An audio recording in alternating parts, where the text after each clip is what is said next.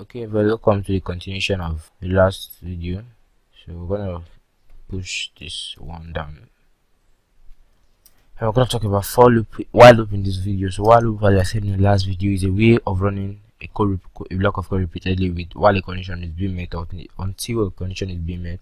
So we're gonna create a variable called 0. So I'll demonstrate that to you. And so we're gonna do while.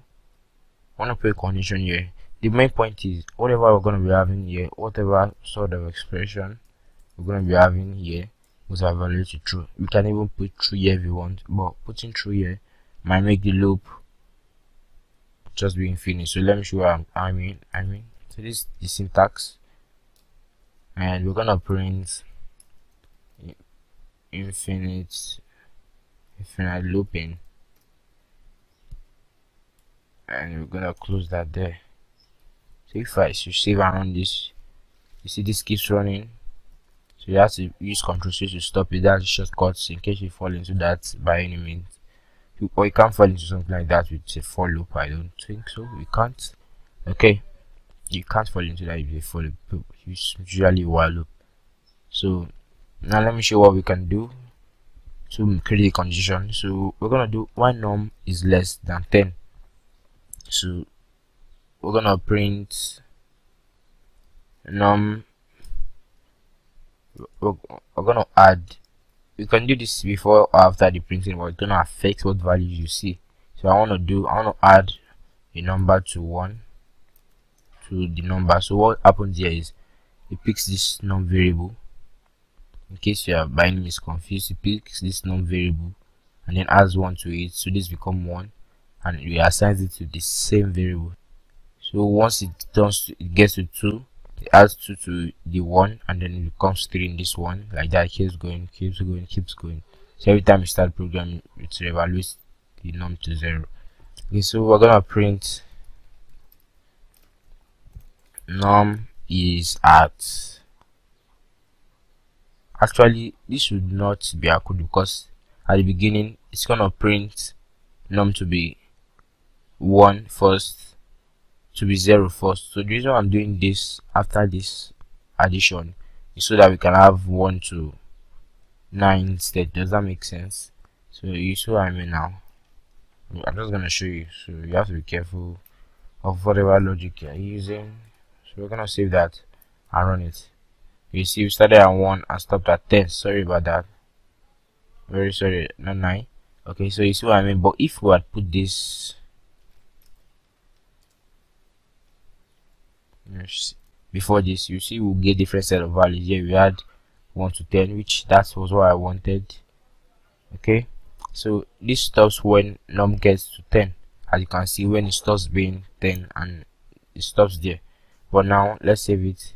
We're gonna stop as from 0 to 9, because at this point in time we print 0, which is the first thing, but at the other time we first added 1 to it and then continue. So normally this one was supposed to stop at 9, just because of the one we added, it stopped at 10. Okay, so once it gets to be equals to 10, it stops. I think I said something contradicting to this, but now you know once it gets to 10, it stops. It's not going to print 10, but because of the way we did last time, that's why we added that way. So this is just the basic syntax of the while. Very easy to understand, not much also. So now let's try something else. We're going to try something like a guessing kind of while loop, just to teach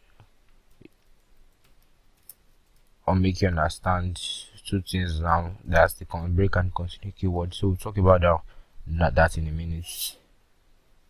Okay, so we're gonna create a variable named number. So we're gonna say input, but let's just put this above. Don't let us put anything, any prompt in the input. We're gonna do guess the lucky number, and then we're gonna new for space over there. We're gonna save that, and we're gonna do if number is equals to. So let's create a variable for our lucky number, or let's just put our number 55. So note the input function always returns a string even if you give it an integer. So we need to convert this back to an integer with the int function. Okay, we're gonna close that, and then we're gonna print that the lucky number. Okay, so we're gonna go, and that's it. So when we run this, we're gonna put 33. What's going on? Okay, 33 was invalid literal number equals to input. Of course, we converted this to an integer. If okay, so what's going on? Let me run the code again. Can't see an error. Okay, so this was what was supposed to happen. We're supposed to have the print statement first and then the inputs beneath it. So 44, 25, that's your lucky number. But you notice once you get a lucky number, we want to get out of the loop, but that's not what's happening. It keeps prompting us to continue guessing the number, which we already know is 55. So we can keep getting the ball. So what we want now is to be able to stop the loop, and that's make use of the break statement, break keyword. So just put break here, just as easy as that, very easy. Now I'm gonna run it and we'll see the big difference. We're gonna have 44, 40 minus that's the number, so it's not gonna give us an error. And we're gonna have 55, and then it says that's the lucky number, and it stops. This one is from the for loop. That the total value is from here, the for loop, beneath the for loop. Okay, so now I want a way to be able to handle negative numbers. We don't want negative numbers to be part of our lucky numbers, so I'm going to explain the other one, the opposite of the break statement. You can also use the break statement inside of this. You can have like if I equals 55, you break. That's cool. That's thing, and you can try that out so you understand what the break does. I pretty know. I'm pretty sure you understand it by now. So we're gonna do if int number is less than 0. So if it's a negative number, we're gonna print can't guess a negative value. So, and then we're gonna continue. That's the opposite of the break, continue. What this continue does is once it gets to this point, it just takes you back to the very top. It doesn't continue the loop. So that's what it does.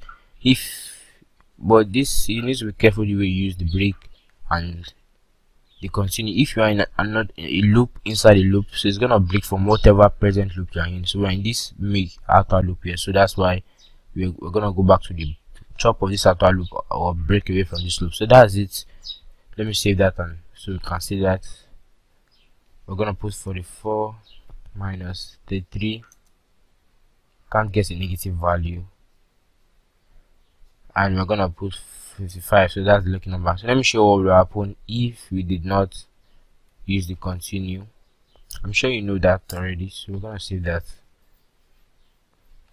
If you had used minus 44, so can't get a negative value, but we should have compared it as well.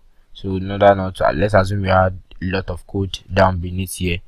So just to prevent the hassle of printing, for example, let me print oops, looks like you missed it. So this will happen whenever it compares this and it's not equals to 55. So it's gonna come down here, but when it's equal, it's gonna break. So let's save that and see. Anyway, let's okay. So we're gonna put 55. Oh, sorry, I didn't mean to put the lucky number. Okay, we're gonna put 44. Oops, looks like you missed it, as you can see. Then we're gonna put a negative number now. So, but it says can't get a negative number, but then it still compares it. Looks like you missed it. So that's the main purpose of the continue statement, to just take you back up to the beginning of this without having to compare any other thing. So if I should put a negative number here, as you can see, can't get negative number. So that's it for the while loop and for loop. Very easy to understand. If you have any questions, share a comment down below and subscribe to the YouTube channel. Click the subscribe button and notification bell, and I'll see you in the next video. Bye.